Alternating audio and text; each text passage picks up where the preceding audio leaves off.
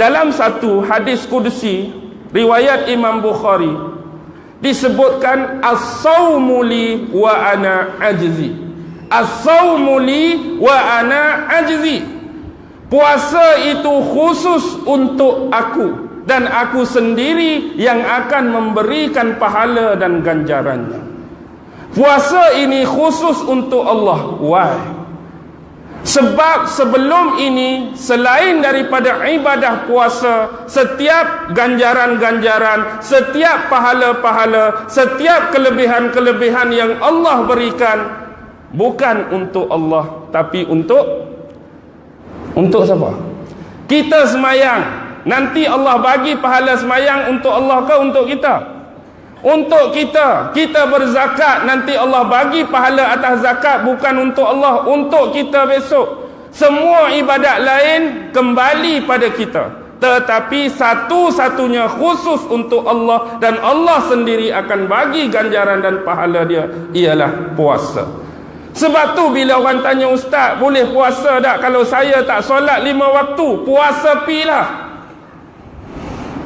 Saya tak semayang 5 waktu, tapi mari bulan Ramadan saya perlu tinggal ke sebab tak semayang, ke saya kena puasa? Puasa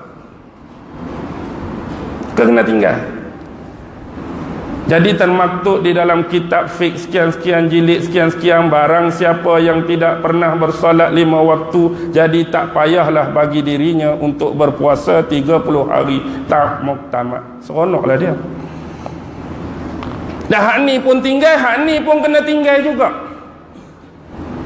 Kadang-kadang Allah bagi rahmat, Allah bagi kesedaran, Allah bagi keinsafan, seseorang tu tinggal sesuatu yang wajib tapi dia buat kewajipan lain.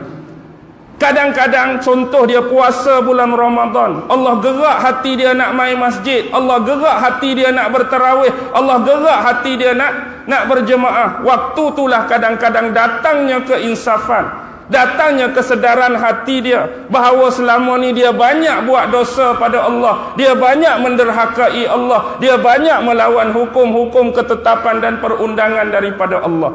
Kadang-kadang seorang manusia Allah sedarkan melalui jalan tersebut. Jadi jangan cuba kita memandai-mandai tentang urusan pahala, tentang urusan ganjaran, tentang urusan hidayah.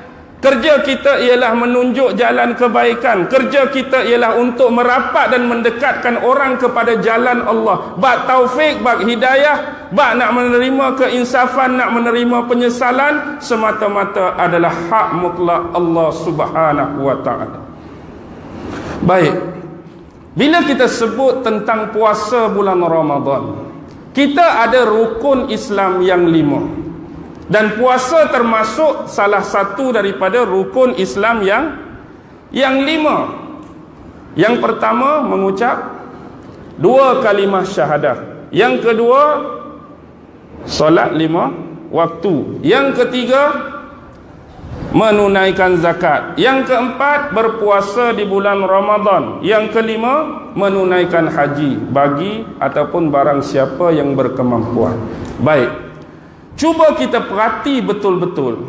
Setiap komponen-komponen dalam rukun Islam yang 5 masih lagi mengekalkan bahasa dan kalimah yang sama. Tetapi salah satu yang terpeleok dan terlari jauh ialah puasa. Kita tengok dalam bahasa Arab yang asli, kita masih menyebut kalimah syahadah. Dan hari ini pun walau ditambah dengan komponen kalimah dan bahasa Melayu, kita masih kekalkan kalimah syahadah. Mengucap bahasa Melayu, 2 bahasa Melayu, kalimah bahasa Arab walaupun dimelayukan, syahadah pun masih lagi bahasa Arab. Kekal dia bahasa Arab, kekal dia bahasa Melayu. Bab semayang, bahasa Arab sebut as-salah. Kita hari ini pun hang tak solat ke? Dah solat ke? Walaupun sekali-sekala diselang dengan bahasa Melayu kita sembahyang. Sembahyang ni bahasa Sanskrit. Sebab dulu orang-orang di Nusantara yang ada agama Hindu, mereka ada satu Tuhan yang dipanggil Hyang Widi. Hyang Widi, Tuhan yang Esa, Tuhan yang Maha Tunggal. Jadi mereka sembah siapa? Sembahyang. Hyang itulah, Hyang tu nama Tuhan. Sembah Hyang, kita ambil hatulah. Kita ambil itu sembahyang. Kita pun duk sambung sembahyang, esalah sembahyang tulah sembahyang ni. Yang tu dah nama Tuhan dah. Okey. Zakat. Hari ni zakat masih kekal bahasa Arab. Hang dah bayar zakat belum? Zakat masih guna. Haji, abang dah berapa kali pi haji masih guna. Tapi puasa dalam bahasa Arab apa dia? As-saum, kadang-kadang as-siyam. Pernah guna tak? Berapa hari bulan kita nak saum tahun ni? Pernah dengar guna tu? Tak pernah. Penat betul lah panah tahun ni aku bersiam ah. Tak pernah guna. Hak kita guna puasa. Why? Hak ni satu-satunya terpeleok dan lari jauh. As-siyam, puasa. As-saum, puasa. Sebenarnya kita kena faham rentetan sejarah di bahagian Nusantara kita dulu sebelum kemasukan agama Islam oleh pedagang-pedagang Arab dan individu-individu dalam bentuk pendakwah-pendakwah. Yang lebih awal mendominasi kawasan ini ialah agama Hindu dan agama Buddha. Jadi semasa orang-orang tua kita dulu, nenek-nenek moyang kita dulu, mungkin ada yang terjebak dengan Hindu ataupun Buddha, mereka juga ada satu ritual. Mereka juga ada satu ibadah yang berbentuk menahan diri dari makan dan minum, menahan diri daripada melakukan hubungan dengan pasangan, menahan diri daripada melakukan perkara-perkara yang membatalkan puasa. Yang beza mungkin cuma konteks masa, konteks waktu, berapa lama jam, tujuan apa diibadahkan, tujuan apa ritual ini dibuat. Tetapi bab menahan diri dari makan dan minum sudah sedia ada di dalam amalan dan ritual datuk nenek moyang dahulu.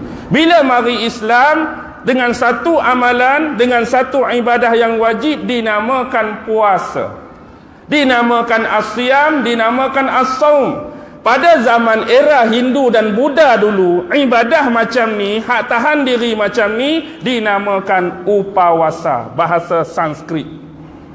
Upawasa. Last kali yang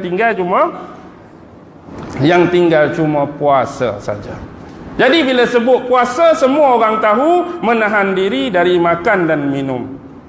Sebab tu dia satu-satunya tak lekat kepada kalimah asal, iaitu as-saum dan as-siyam.